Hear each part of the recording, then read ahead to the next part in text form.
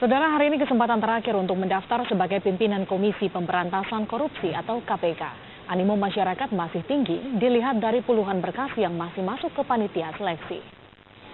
Panitia seleksi calon pimpinan KPK sudah menerima 538 pendaftar jilid keempat. Sekitar 514 berkas pendaftar sudah dilihat kelengkapannya. Menurut rencana, besok Pansel KPK akan mengumumkan nama-nama calon pimpinan yang lolos seleksi administratif melalui situs khusus. Masyarakat juga diminta memberikan masukan terhadap nama-nama calon pimpinan KPK yang lolos seleksi.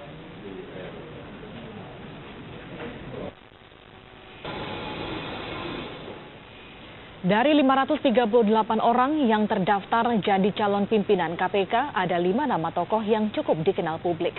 Mereka adalah Hendarji Supandi, mantan asisten pengamanan Kepala Staf Angkatan Darat, Beni J. Mamoto, mantan Deputi Pemberantasan Badan Narkotika Nasional, dan kemudian kita akan lihat lagi ada nama selanjutnya, ini adalah Ratna Sarumpait, aktivis HAM bergerak di bidang seni dan juga budaya.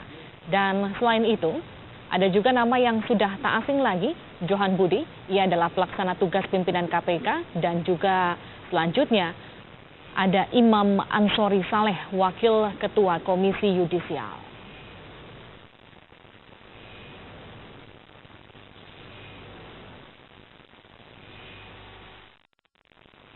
Saudara, untuk mengetahui situasi terakhir di Gedung Sekretariat Negara pasca ditutupnya pendaftaran calon pimpinan KPK, kita bergabung bersama rekan kami Feni Sinuraya. Feni, setelah pendaftaran calon pimpinan KPK, apa tahapan selanjutnya?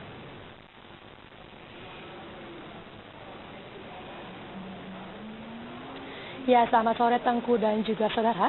Tahapan yang akan dilalui oleh para kandidat calon pimpinan KPK setelah dinyatakan lolos seleksi berkas adalah menjalani tes psikologis yang akan dilakukan oleh asesor profesional. Selain itu, mereka juga akan menjalani wawancara untuk kemudian menggali kepribadian para kandidat calon pimpinan KPK ini. Dan hingga sore hari ini, berdasarkan informasi terakhir yang kami peroleh, sudah terdaftar 580 orang kandidat calon pimpinan KPK. Dari 580 orang tersebut, 514 diantaranya telah diverifikasi berkas-berkasnya dan dinyatakan lengkap, sementara sisanya masih terus dikejar oleh para Srikandi Pansel KPK ini. Dan tadi juga dari Pansel KPK menyatakan ada beberapa berkas yang masih belum dilengkapi oleh hampir 50% para kandidat calon pimpinan KPK. Antara lain berkas-berkas yang belum dilengkapi adalah makalah yang belum disertakan oleh para calon pimpinan KPK ini, kemudian juga ijazah yang dilegalisir yang belum diberikan, dan juga data-data yang diberikan dalam berkas tidak cocok dengan kurikulum vitae yang disertakan. Dan terkait dengan 580 orang, hampir 600 orang kandidat calon pimpinan KPK ini, Pansel KPK juga menyatakan sedikit surprise terhadap angka yang menurut mereka besar begitu. Karena di tengah kondisi KPK yang saat ini tidak dalam kondisi yang kondusif, ini menyatakan bahwa masyarakat masih menunjukkan antusiasme yang besar terhadap proses pemberantasan korupsi dan juga terhadap keberlangsungan lembaga KPK itu sendiri. Dan bicara terkait dengan KPK, dari internal KPK sendiri sudah ada 5 orang anggota internal KPK yang mendaftar menjadi calon pimpinan KPK. Johan Budi salah satunya yang saat ini menjabat sebagai PLT Wakil Pimpinan KPK dinyatakan telah memberikan berkasnya tadi siang yang diantarkan langsung oleh stafnya.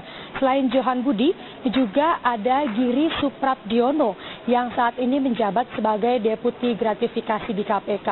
Juga ada Sujanarko yang juga melamar ataupun menyalonkan diri menjadi calon pimpinan KPK, dan Sujanarko saat ini menjabat sebagai Direktur Kerjasama antar instansi di KPK. Juga ada 2 orang fungsional KPK lainnya, yakni Budi Pribadi sebagai Direktur Pengelolaan Informasi dan Data, serta Indria Malik sebagai fungsional Madya Pengelolaan Informasi di KPK. Dan memang masih ada beberapa proses yang nantinya akan dilalui oleh para calon pimpinan KPK ini untuk meyakinkan bahwa calon yang masuk ini bukanlah oknum-oknum yang nantinya akan melemahkan KPK dari dalam. Dan berikut kami akan hadirkan kepada Anda kutipan pernyataan dari salah satu Pansel KPK, yakni Destri Damayanti. Walaupun tadi saya katakan hijau ya, lengkap dokumen, belum tentu dia juga bisa pas. Karena mungkin persyaratan kerjanya nggak masuk gitu loh. Misalnya kita kan nyari pimpinan KPK, tapi mungkin pengalaman bekerja dia, misalnya dia punya restoran besar gitu kan, atau dia punya bekerja di restoran ataupun bekerja di mana gitu. Itu kan satu hal yang jauh ya. Jadi itu pun kita menjadi pertimbangan juga gitu. Dan saudara, setelah ini memang akan diumumkan calon-calon yang lolos seleksi berkas akan diumumkan esok pada pukul 2 siang di kantor Sekretariat Negara dan juga akan diumumkan melalui website Setnek. Dan selanjutnya dari tanggal 4 Juli hingga 3 Agustus atau tepatnya hampir 1 bulan, masyarakat diminta untuk memberikan tanggapannya dan juga komentarnya terkait dengan calon-calon yang lolos verifikasi berkas. Setelah itu nanti akan ada tahapan berkas sampai pada akhirnya pada tanggal 31 Agustus nantinya Pansel akan menyerahkan 8 nama calon pimpinan KPK kepada Presiden dan nanti Presiden akan menyerahkan kepada DPR untuk selanjutnya dilakukan fit and proper test. Kembali ke studio. Feni Sinuraya, terima kasih untuk laporan langsung Anda yang menyoroti pendaftaran calon pimpinan KPK. Saudara, usai jeda, Kompas Petang kembali dengan pembahasan komprehensif